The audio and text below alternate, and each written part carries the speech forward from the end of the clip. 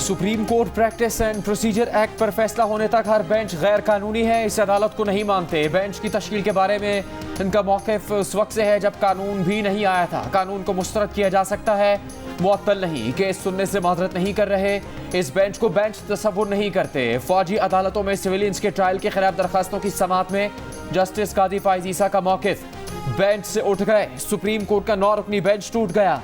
काजी फाइज ईसा ने कहा कि जो दरखास्त रात गए मौसूल हुई उसमें चेयरमैन पीटीआई की दरखास्त भी थी। आज कॉज लिस्ट में आखिर में आने वाली दरखास्त सबसे पहले मुकर्रर कर दी गई। एतजाज एहसन की केस सुनने की इस्तदा पर काजी फाइज ईसा बोले, ये नहीं हो सकता कि अपने हल्फ की खिलाफ वर्जी कर दें। वो और जस्टिस सरदार तारिक मसूद इस कशमकश में थे कि केस सुनने से माजरत करें या नहीं। जस्टिस सरदार तारिक मसूद ने कहा कि इस वक्त हम 9 जजेस इस केस में फैसला कर देते हैं तो कल अपील पर फैसला कौन करेगा।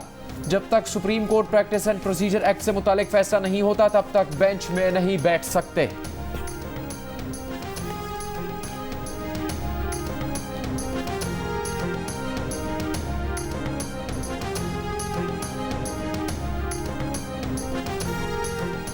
फौजी अदालतों में सिविलियंस के ट्रायल के खिलाफ दरखास्तों की समाअत में जस्टिस काजी फाइज ईसा का एतराज। कहा कि प्रैक्टिस एंड प्रोसीजर एक्ट एक कानून है, आइन सुप्रीम कोर्ट को समाअत का इख्तियार देता है। इससे पहले एक अज़खुद नोटिस उनके बेंच में समाअत के लिए मुकर्रर हुआ। उन्होंने अपने फैसले में कहा कि आइन के आर्टिकल 184(3) में रूल्स बनाए जाएं। इसके बाद ताजुब, दुख और सदमा हुआ कि 31 मार्च को इशरत अली साहब ने सर्कुलर जारी किया। इशरत अली साहब ने 31 मार्च के सर्कुलर में कहा कि सुप्रीम कोर्ट के 15 मार्च के हुक्म को नजरअंदाज करें। ये वक़्त थी सुप्रीम कोर्ट के फैसले की। फिर सुप्रीम कोर्ट ने 6 रुकनी बेंच बनाकर सर्कुलर की तौसीक की और उनका फैसला वापस लिया। इस 6 रुकनी बेंच में अगर नजरसानी थी तो मरकजी केस का कोई जज शामिल क्यों न था। उन्होंने 6 रुकनी बेंच पर नोट तहरीर किया जिसे सुप्रीम कोर्ट की वेबसाइट पर अपलोड करने के बाद हटा दिया गया। जस्टिस काजी फाइज ईसा ने कहा कि चहमगोइयों से बचने के लिए इस बात के कायल हैं कि सारी बात खुली अदालत में होनी चाहिए। अब तो नोट भी वेबसाइट से हटाए जाते हैं, इसलिए अपना जवाब यहीं पढ़ रहे हैं। उन्होंने चीफ जस्टिस को लिखा नोट अपने तमाम कॉलीग्स को भेजा। उन्होंने नोट में कहा कि उनके साथियों ने कानून मुअत्तल करके उन्हें अजीब कशमकश में डाल दिया है।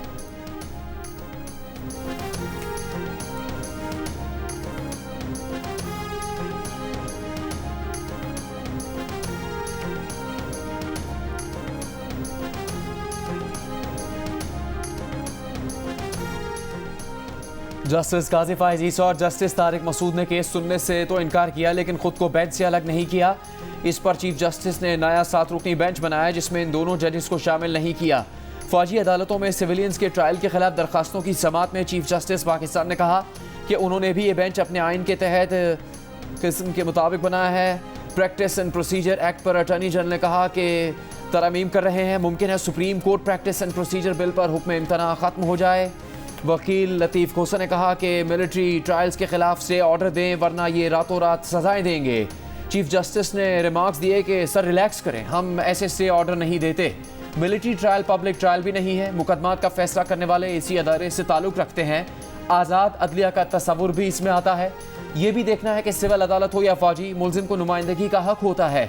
अटॉर्नी जनरल अदालत को कल तफसीलात फराहम करें कि MPO, military act, official secret act और पेनल कोड के तहत कितने लोगों को गिरफ्तार किया गया।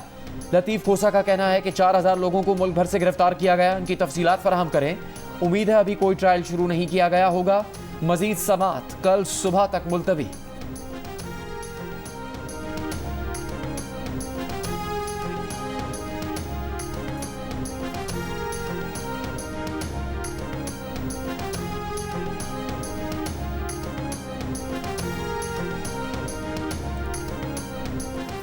रावलपिंडी डिस्ट्रिक्ट बार के केस में 17 में से 11 जज फैसला दे चुके। 11 जजेस के फैसले के खिलाफ 7 जज कैसे कोई फैसला कर सकते हैं। सुप्रीम कोर्ट फौजी अदालतों को माजी में दुरुस्त करार दे चुकी है। फौजी अदालतों में सिविलियंस के ट्रायल के खिलाफ दरखास्तों पर समाअत के दौरान जस्टिस याहिया आफरीदी के रिमार्क्स। सलमान अकरम राजा एडवोकेट ने कहा कि सुप्रीम कोर्ट का फैसला आईनी तरमीम केस में था। फौजी अदालतों की मुद्दत 2 साल थी, इसलिए सुप्रीम कोर्ट ने फैसला दिया था।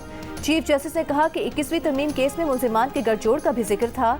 लतीफ़ खोसा एडवोकेट बोले, ऑफिशियल सीक्रेट एक्ट के तहत भी ट्रायल इंसदादी दहशतगर्दी अदालत में होता है। ऑफिशियल सीक्रेट एक्ट का इतलाक 9 मई के मुकदमात पर नहीं होता। जस्टिस आयशा मलिक ने कहा कि ऑफिशियल सीक्रेट एक्ट का सेक्शन 2D दिफाई उमूर में मुदाखलत पर लागू होता है। ये शिक वहाँ लागू होगी जहाँ मुलजिम दिफाई इदारे का मुलाजिम हो।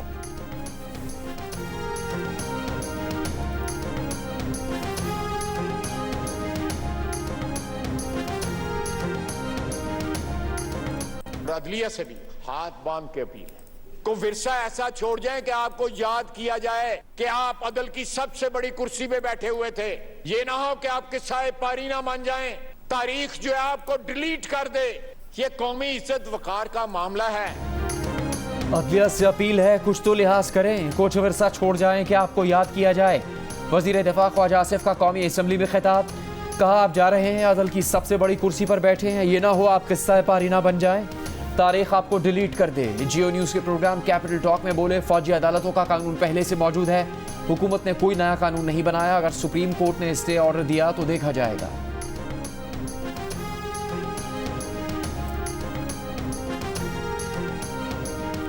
ये पूरा जिसको कहते हैं ना, पूरा पंजाबी में कहते हैं पूरा टिल ला रहे ने। तो आपकी बातों से यही लग रहा है कि अगर सुप्रीम कोर्ट ने कोई स्टे ऑर्डर दिया तो आप उसमें अमल दरामद नहीं करेंगे? Sir we'll cross that bridge when we come to it.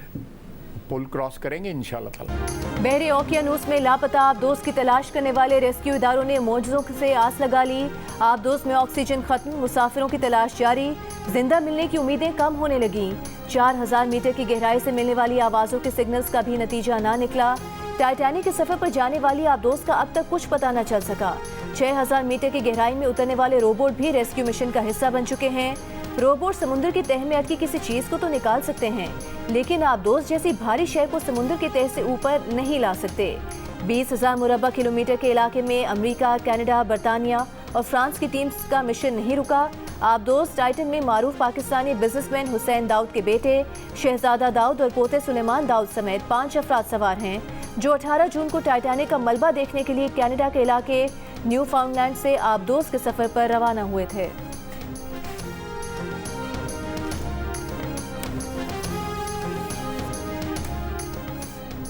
लापता आबदोज में सवार 48 साला बरतानवी पाकिस्तानी ताजिर शहजादा दाऊद और उनके 19 साला बेटे सुलेमान दाऊद को साइंस और दरियाफ्त का शौक टाइटैनिक के मलबे तक ले गया। अहले खाना और दोस्तों का कहना है कि सफ़र और साइंस सुलेमान दाऊद के DNA का हिस्सा है। अपने वालिद की तरह सुलेमान दाऊद भी साइंस में गहरी दिलचस्पी रखते हैं।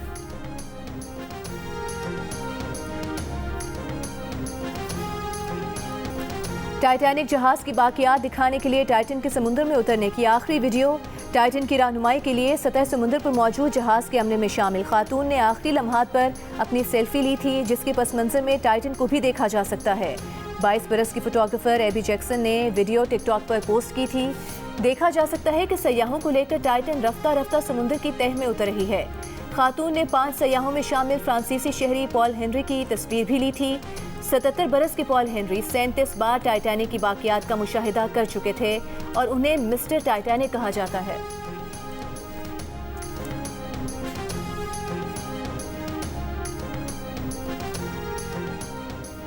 वज़ीर आज़म शहबाज शरीफ की पेरिस में सऊदी अरब के वली अहद शहजादा मोहम्मद बिन सलमान से मुलाकात। शहजादा मोहम्मद बिन सलमान का पाकिस्तान की हुकूमत और आवाम के लिए खैर सगाली के जज्बात का इजहार। दोनों रहनुमाओं ने दो तरफ़ा ताउन के फ़रोग़ के लिए इश्तराक अमल मज़ीद बढ़ाने पर इत्तेफाक किया। वज़ीर आज़म शहबाज शरीफ की फ्रांस के सदर इमानुएल मैक्रोन से भी मुलाकात। सरबराही इजलास बुलाने पर खराज तहसीन। वज़ीर आज़म शहबाज शरीफ ने मिस्र के सदर अब्दुल फतह सीसी से मुलाकात में COP27 के शर्म शेख में होने वाले इजलास में लॉस एंड डैमेज फ़ंड को अहम पेशरफ्त करार दिया। दोनों रहनुमाओं का दो तरफ़ा ताल्लुकात को मज़ीद वसअत देने का आज़म। वज़ीर आज़म शहबाज शरीफ की माहौलियात के लिए अमरीकी सदर के नुमाइंदा खुसूसी जॉन कैरी से भी मुलाकात। New global financing pact summit से खिताब में वज़ीर आज़म ने कहा कि मौसमियाती तब्दीली की वजह से पाकिस्तान को गुज़श्ता साल तबाहकुन सैलाब का सामना करना पड़ा।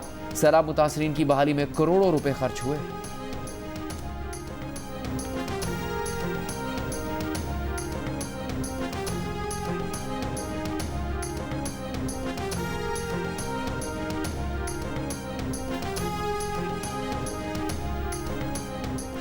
वज़ीर आज़म शहबाज शरीफ की पेरिस में MD IMF से मुलाकात।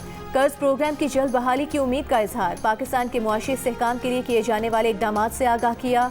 वज़ीर आज़म ने कहा कि नवे जायजे के लिए तमाम शराइत पूरी कर दी हैं। पाकिस्तान IMF से तयशुदा अमूर पर अपनी जिम्मेदारियाँ पूरी करने के लिए पुरअज़्म हैं। तमाम वादे पूरे किए जाएंगे। उम्मीद है कि फ़ंड्स जल्द जारी किए जाएंगे। क्रिस्टलिना जॉर्जीवा ने नवे जायजे से मुतालिक आलमी मालियाती फ़ंड के नुक्ता नज़र से आगाह किया। कहा मुलाकात तातुल के शिकार IMF प्रोग्राम को मौसर बनाने में मदद देगी।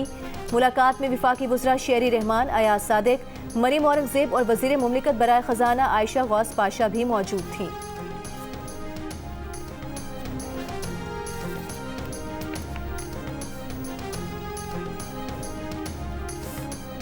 फ्रांस में आलमी मालियाती मुआहदे से मुतालिक सरबराही इजलास में वज़ीर आज़म शहबाज शरीफ की आमद तवज्जो का मरकज़ बन गई। बरसात के दौरान वज़ीर आज़म कॉन्फ्रेंस हॉल पहुंचे तो इस्तकबाल के लिए मौजूद खातून ने वज़ीर आज़म पर छतरी तान ली। ताहम अपनी ही धुन में मगन वज़ीर आज़म ने खातून के हाथ से छतरी ले ली। छतरी लेने के मामले पर वज़ीर आज़म और खातून के दरमियान चंद जुमलों का तबादला हुआ, लेकिन फिर वज़ीर आज़म खातून को हैरान छोड़कर आगे बढ़ गए। गैर मुतवक्किल सूरत हाल पर खातून पहले झिझकी और फिर बारिश में भीगती हुई वज़ीर आज़म के पीछे पीछे चलने लगी।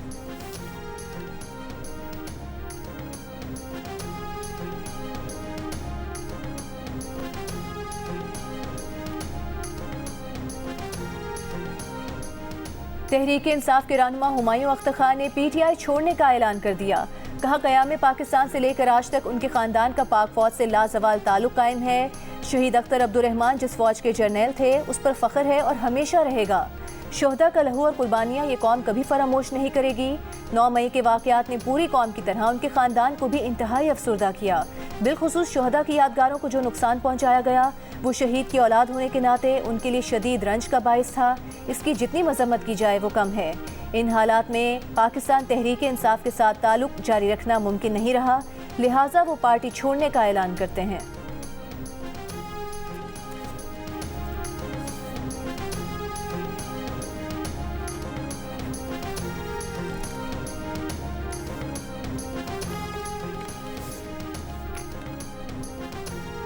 कश्ती डूबने के वाक़े में बचाए गए अफराद में 12 पाकिस्तानी हैं। वाक़े में जहाँ पाकिस्तानी की असल तादाद मालूम नहीं हो सकी।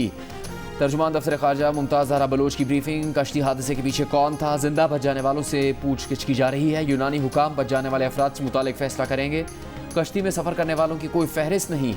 मीरपुर आज़ाद कश्मीर में इंसानी स्मगलिंग में मुलविस 2 एजेंट गिरफ्तार एजेंट्स की तादाद कुल 15 हो गई। यूनान कश्ती हादसे में अब तक 82 अफराद के हलाक होने की तस्दीक हो चुकी है। 104 अफराद को रेस्क्यू किया गया। कश्ती में तकरीबन 350 पाकिस्तानी सवार थे।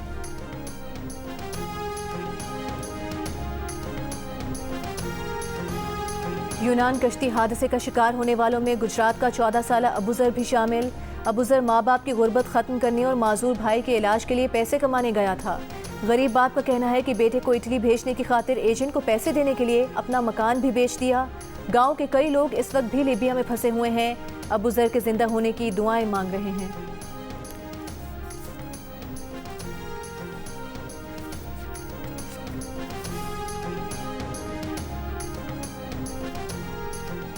वफाकी वज़ीर दाखिला राना सनाउल्लाह की इस्लामाबाद में बलदियाती इंतखाबात करवाने की मुखालफत। चीफ इलेक्शन कमिश्नर से मुलाकात के बाद मीडिया से गुफ्तगू में कहा कि आइन के मुताबिक इलेक्शन के करीब 120 दिन में कोई इलेक्शन नहीं हो सकता। ज़िमनी इंतखाबात की भी 120 दिन में इनेकाद की ममानियत है। इलेक्शन कमीशन से कहा है कि आम इंतखाबात के बिल्कुल करीब इस्लामाबाद में बलदियाती इंतखाबात पेचीदगियाँ लाएगा। नताइज आम इंतखाबात पर असरअंदाज होंगे। एक सवाल पर कहा नून लीग और पीपल्स पार्टी अलहदा जमाते हैं। इख्तलाफ राय जमहूरियत का हुस्न है, उसका एहतराम करना चाहिए।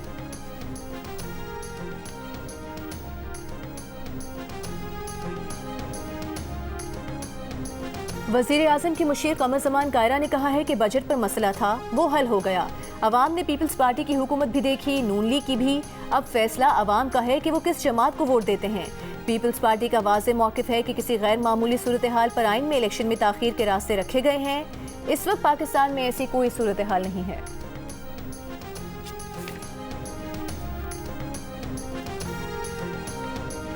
मुस्लिम लीग नून की चीफ ऑर्गेनाइजर मरीम नवाज से साबिक वज़ीर आला बलूचिस्तान जाम कमाल, रुकन कौमी असम्बली मलिक सुहेल खान और साबिक MP अख्तियार वली की अलग अलग मुलाकातें। मुस्तकबिल की सियासी हिकमत अमली और तंजीमी उमूर पर तबादला ख्याल। रहनुमाओं से गुफ्तगू करते हुए मरीम नवाज का कहना था कि पाकिस्तान बिलखुसूस बलूचिस्तान की तरक्की नवाज शरीफ के दिल की आवाज़ है। मुआशी बहाली का कौमी मनसूबा तारीखी कदम है। आइंदा इंतखाबात में पार्टी के नज़रियाती रहनुमाओं को टिकट देंगे।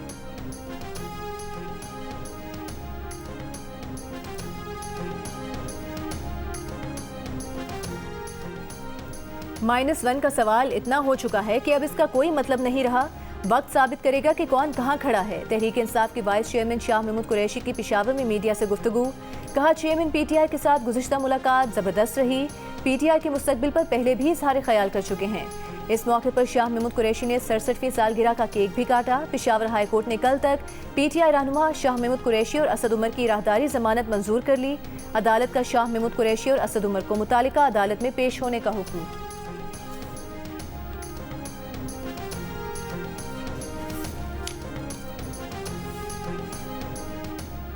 तहरीक इंसाफ के सदर परवेज़ इलाही के खिलाफ नैब की तहकीकात का दायरा वसी। नैब ने स्टेट बैंक से परवेज़ इलाही समेत 9 अहम शख्सियात का बैंक रिकॉर्ड तलब कर लिया। नैब ने 2 प्रॉपर्टी टाइकून्स के बैंक रिकॉर्ड्स और ट्रांजैक्शंस का रिकॉर्ड भी तलब कर लिया।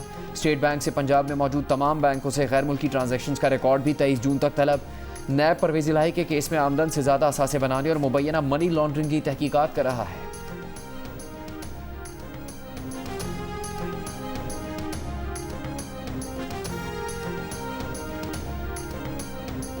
तहरीक इंसाफ दौर के वफाकी वज़ीर गुलाम सरवर खान का PTI छोड़ने का ऐलान। 9 मई के वाक़यात की मजम्मत। एक बयान में कहा कि यादगार शोहदा GHQ और फौजी तनसीबात पर हमला करने वाले मुल्क दुश्मनी के मुर्तकिब हुए। ऐसे जराइम में मुलविस अफराद को करार वाकई सजा दी जाए।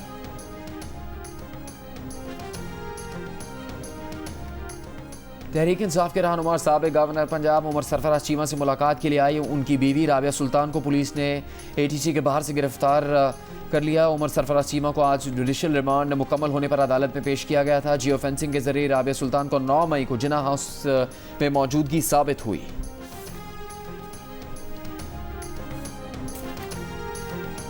बैरून मुल्क बैठकर सोशल मीडिया पर कौमी सलामती के इदारों के खिलाफ हर्जा सराई करने वाले 361 सोशल मीडिया अकाउंट्स की निशानदही हो गई। FIA का बैरून मुल्क मुकीम सोशल मीडिया पर मुतहरिक इन अफराद को गिरफ्तार करने का फैसला। इंटरपोल से राबता कर लिया गया। अकाउंट्स ट्रैक करके साइबर क्राइम एक्ट के तहत मुकदमात दर्ज किए जाएंगे। मुकदमात के इंदराज के बाद मुलजिमान को इंटरपोल की मदद से वापस लाया जाएगा।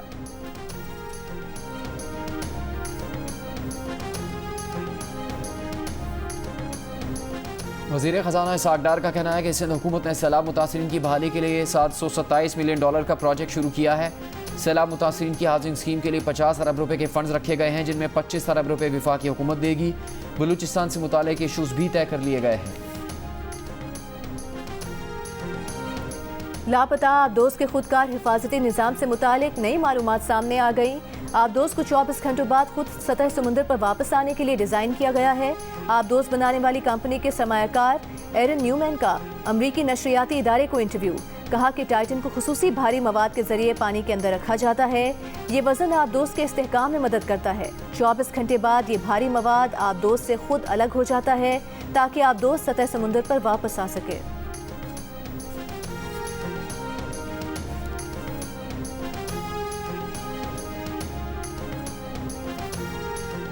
लापता आबदोज टाइटन में बरतानवी ताजिर क्रिस ब्राउन भी सवार होने का इरादा रखते थे, लेकिन आबदोज में इस्तेमाल टेक्नोलॉजी और मायार पर तहफ़्फ़ुज़ात के बायस आखिरी वक्त में इरादा बदल लिया। बरतानवी मीडिया को इंटरव्यू में कहा कि उन्हें पता चला था कि आबदोज में पुराना मवाद इस्तेमाल किया जा रहा है। आबदोज को कंप्यूटर गेम खेलने वाले कंट्रोलर्स से चलाया जाएगा, जिसके बाद उन्होंने कंपनी से माजरत कर ली थी।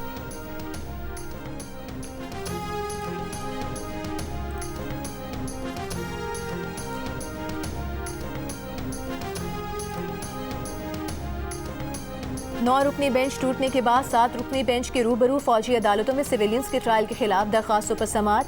बेंच के रुकन जस्टिस मंसूर अली शाह ने पूछा कि वो एक दरखास्त गुजार जवाद ख्वाजा के रिश्तेदार हैं, क्या किसी को उनकी बेंच में शमूलियत पर एतराज़ तो नहीं। एतजाज़ एहसन और अटॉर्नी जनरल ने कहा कि उन्हें कोई एतराज़ नहीं। दौरान समाअत चीफ जस्टिस से पूछा कि क्या सिविलियंस का ट्रायल फौजी अदालतों में चल रहा है। वकील लतीफ़ खोसा ने जवाब दिया कि सिविलियंस का ट्रायल फौजी अदालतों में शुरू हो चुका है। जस्टिस मंसूर अली शाह ने लतीफ़ खोसा को कहा कि बयानात से निकलकर असल कानून क्या है वो भी बता दें।